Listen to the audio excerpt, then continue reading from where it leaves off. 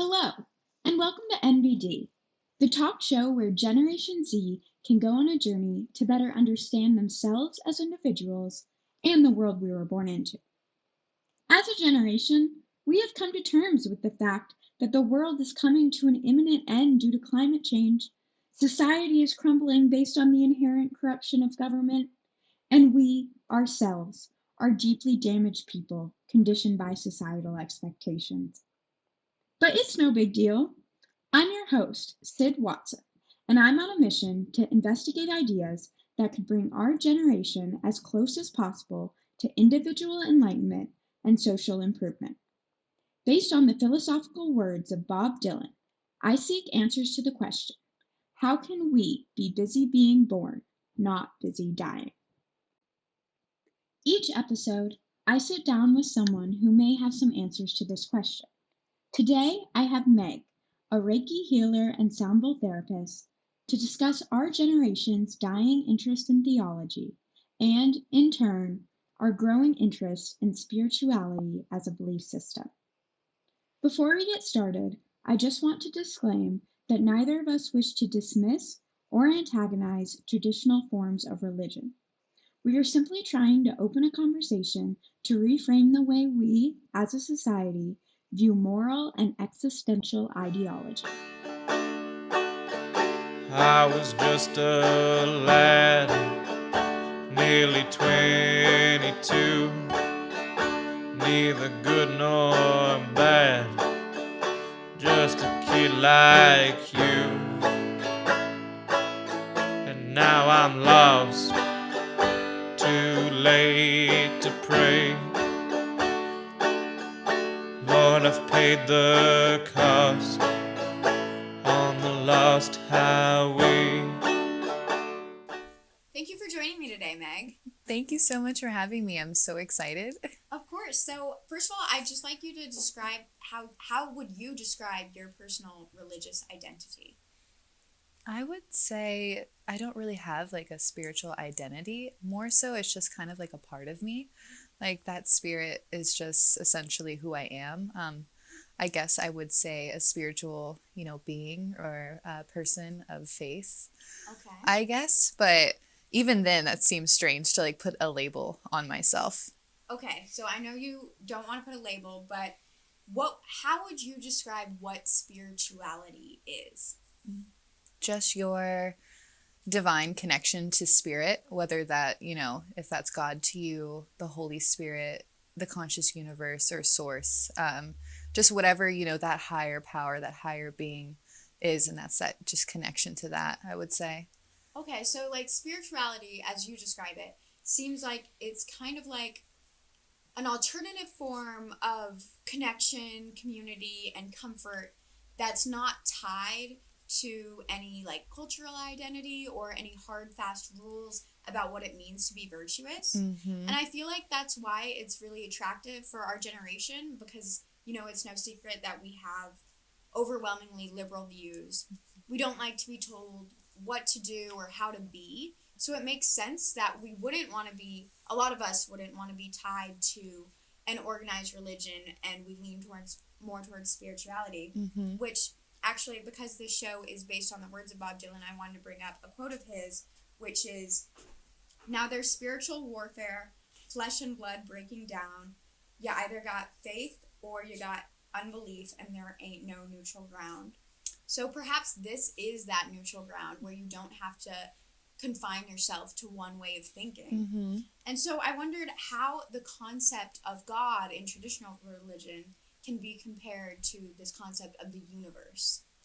That's a really good question. I really like to draw back to infinity.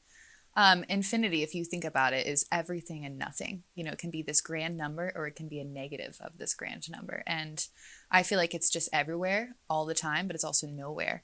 And that's also kind of the energy within God and the universe. It's very similar energies. It's just this grand infinite energy of love and truth and all of these amazing qualities. So I feel like they're just very similar in the ways that it's just a higher power.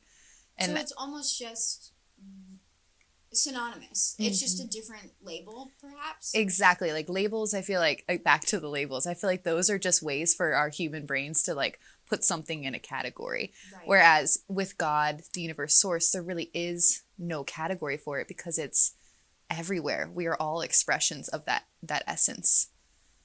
So, how can spirituality be used to connect someone to the universe in the same way someone might use the Bible or church to connect themselves to God or Mother Nature? I would say in honestly very similar ways through texts, like reading. For me, I connect through a lot of different books to that spirit, as well as, coming back into yourself. Meditation is a great form to connect with that. Prayer, I also think, is absolutely wonderful way for you to connect to God or to the universe. Gratitude, especially. So very similar practices. It's just not putting you in a box. I feel like a lot of religions put you in a box and almost have a blueprint kind of set out for you. Whereas spirituality, there is no box, there is no blueprint. It's off of feeling, your intuition, your body, that true connection to God itself, which is why I really lean more towards it. And that's why it has allowed me to, come more into myself and come more into that connection as well. Okay, so you're kind of touching on this, but how can you use spirituality to make a personalized experience for yourself in a way that's different from religion where there is a blueprint? Like, how do you make it fit yourself? Honestly, I feel like starting off with meditation is the best way to kind of personalize it because, again, with religion, there is that blueprint. And when you're listening to yourself, you're listening to your own guidance, your own intuition, and your own channel in a way. It allows you to personalize your experience, whether, you need to do some inner child work to uncover some wounds that are showing up in your life, or, if you feel like you're lacking in some ways, you're able to see, okay, this is the road to abundance. So it's all just very within your own self. And I feel like that is how it's personalized. Okay, so you keep talking about meditation. So a lot of people imagine meditation as like just sitting crisscross applesauce, like, but like, how would someone meditate? I mean, everything for me is meditation. It can be anything. It could be making a nutritious meal for yourself or for your loved ones. It can be going on a walk with your dog or just yourself with a nice like tune playing.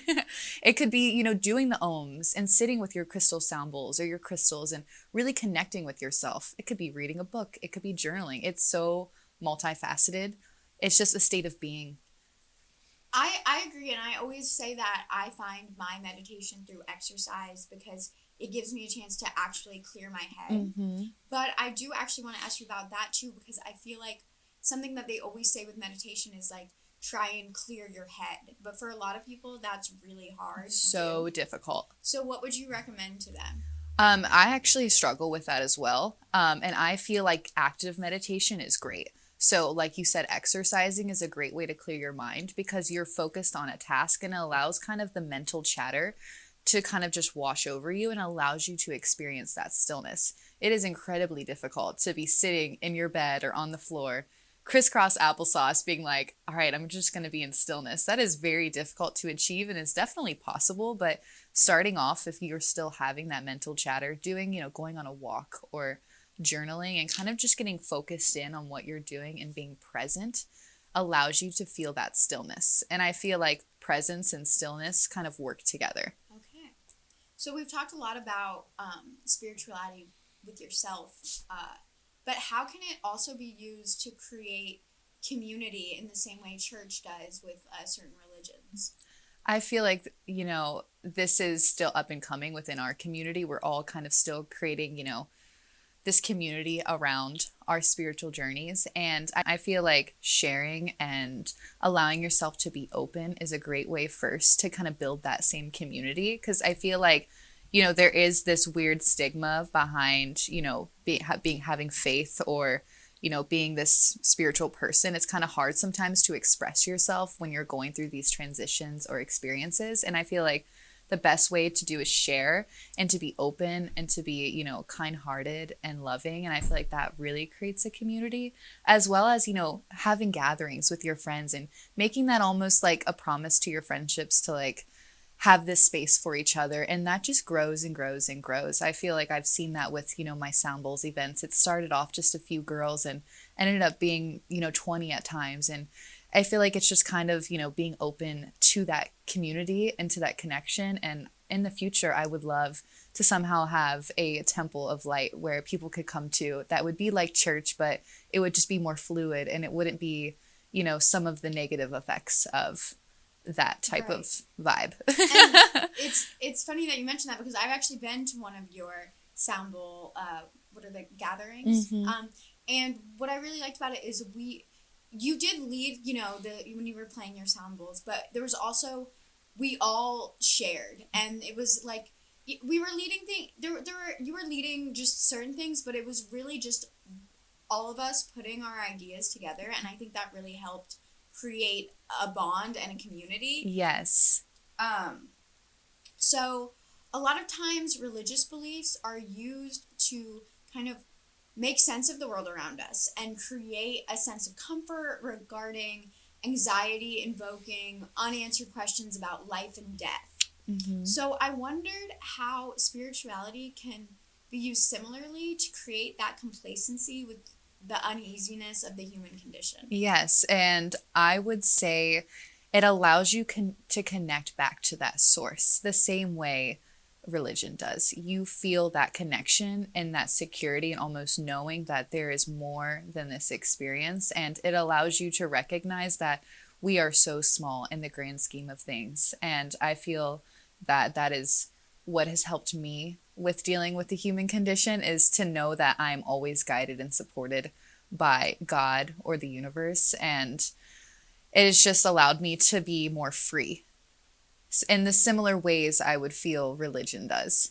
No, I feel that, and that word free, I really resonate with, and also just peace, like acceptance of the present moment, who I am, where I am, what I'm doing, and every moment that comes after it, I can continue to find peace with it. Exactly. And it's almost, like comfort in the unknown, like knowing that like you don't have to have everything figured out. And we really aren't supposed to. Like we weren't supposed to understand these grand capacities. That's why we don't. And it's just accepting that and allowing yourself to be free and to experience what this beautiful life has to offer us. And I think that's what keeps me, sane for the most part. For the most part. So I feel like a lot of older generations and also a lot of people in our generation kind of flinch when spirituality is brought up. It's kind of like almost like laughed at sometimes, especially if astrology is brought up. So what do you think is the source of this critical reaction, and how do you respond to it? I feel, there's a multitude of things why it could be criticized or almost made fun of, and I feel like they're just, maybe not comfortable with that part of themselves. I feel like softness and nurture is almost something that is shown as a weakness. And I feel like maybe they're like, oh, like they just don't understand it. So of course, when you don't understand something, you're either going to choose to like judge it or think it's comical. Right. So it's like very human nature. And I personally don't feel any way about that, because it's just they haven't discovered that part of themselves. And I also feel like within older generations, just the way that they lived their lives and almost had to be told kind of how to live and what to do. Like our generation, we are just thinking for ourselves, and we're just allowing ourselves to be full expressions of, ourselves and God. And I just feel like they weren't really open to that. Yeah. And so it makes sense as to why they're like, what are you even talking about?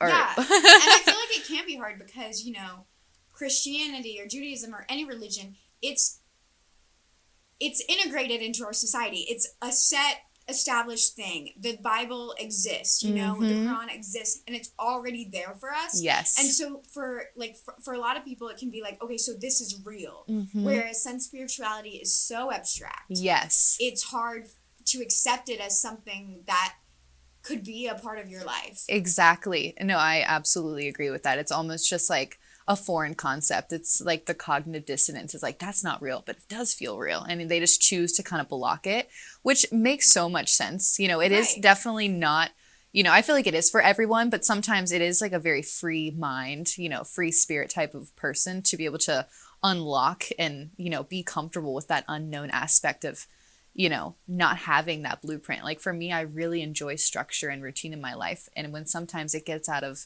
you know, whack, it kind of gives me anxiety. So it's kind of a similar feeling. It's like, oh my God, there's no blueprint. There's no like stepping levels. It's so broad. Right. And I just feel like even back to labels, I feel like in the older generations, you're a doctor, you're a Christian, you're this, you're that. There is all these like boxes being placed. And with this, there's no box. So it kind of is like, whoa, you know, right. Can be kind of scary. It can be overwhelming. And so for those people who maybe don't know a lot about it, but are interested in it, maybe they want to start their own spiritual journey, maybe they don't have something to believe in, where would you suggest they start? Are there any, I know you said meditation, what's like an actionable step they can take for that? And also, do you have any books or anything that you would recommend they look into? Yeah, so a meditation for me has been the way that has allowed me to open up these doors for myself. So definitely highlighting that hugely. And listening to your intuition, listening to your body. Where are you being pulled? What are you noticing you're interested in? Lean towards that. Trust that feeling because that's going to bring you something. And I also feel like, you know, sound therapy is an absolute wonderful tool to kind of get connected with yourself, like listening to frequencies just on your phone, like on Apple Music while you're cleaning. You can just like look that like sound frequencies. Yeah, sound frequencies. You can type in like 432 hertz. There's all different types of, you know, sound frequencies. So whatever you like resonate with is great to kind of just like kind of understand your intuition, kind of make friends with that first and kind of understand that channel you have. And that will allow you to open up all of these doors. And for books, I've read so many books and there's so many amazing books out there. And to highlight some that have really helped me is Cord Light Healing. Okay. I honestly don't remember the author, but it's this big gold book with these beautiful like golden hands coming out. And it's just a wonderful book. Also, she makes another one called Hands of Light that is amazing. And also, Google is your friend. You know, obviously use discernment when you're Googling things, but for like shadow work prompts, like I would never buy a shadow work book. Like I would just Google. What is shadow work? So shadow work is essentially just kind of uncovering and understanding your wounds and, you know, just kind of your shadow, you know, kind of your, maybe not dark side, but it could be your dark side or, you know, your mechanisms and your coping. And it's kind of just like the other aspect of you. And it allows you to kind of bring up your shadow so you can transmute it and understand it and almost be like, okay, I understand where this is coming from. Like a lot of people's shadow work, and for me too, is like inner child healing because a lot of stuff stems from our childhood. And obviously our parents, you know, most of our parents were doing everything they could for us at the time, but we still develop those wounds. No one is, you know, against childhood wounds. At least everyone I've talked to, I'm like, oh, everybody has something going on. No one can be. It's really not possible. Exactly. And so it really allows you to uncover and just like make peace with those parts of yourself and comfort them and listen to them. And I just Google like, you know, inner child work shadow prompt. And I'll just get on there and journal away with a candle lit. And it's probably been one of the most healing things I've done for myself. And it's free. Which is great. Exactly. And it's accessible to pretty much everybody if you have a phone or Google. Right. You know, so I would recommend that. Absolutely. Starting there. Okay. So before we wrap up, is there anything else that you really want people to know about spirituality or any misconceptions that you want to debunk or anything else you just want to say? I feel like the last note I'll end on is just coming full circle. Just show that trusting yourself is the same as trusting God. We are expressions of God. Everything around us is. And I feel like just trusting that, trusting yourself and knowing that you know yourself best and you know your channel best and just really coming into yourself and understanding yourself will set you so free and to have sovereignty in your life and to know what is your birthright and just honor yourself, honor the people that you're around, and just have reverence for everything. Well, that is such a beautiful note to end on. Thank you so much, Meg, for coming today. Thank you for getting busy being born with me. To anyone out there watching, I encourage you to ask yourself, how are you not busy dying? Now, boys, don't start your rambling round on this road of sin, or your sorrow bound. Take my advice, or you'll curse the day